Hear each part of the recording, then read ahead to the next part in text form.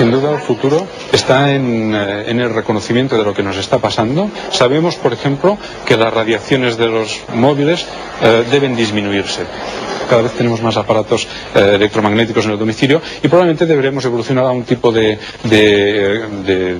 aparatos que no tengan tanta emisión o que estén más protegidos para que no nos llegue esta emisión, ¿no? Sin duda debemos prever esta avalancha de cambios y de radiaciones que nos viene encima, porque si no solo pasaría que aumentaría muchísimo la incidencia de estas enfermedades y probablemente seguiremos en este incremento exponencial de casos que vamos teniendo. Claramente son enfermedades orgánicas en el que el paciente recibe una agresión del entorno y se manifiesta con síntomas secundarios de esta agresión.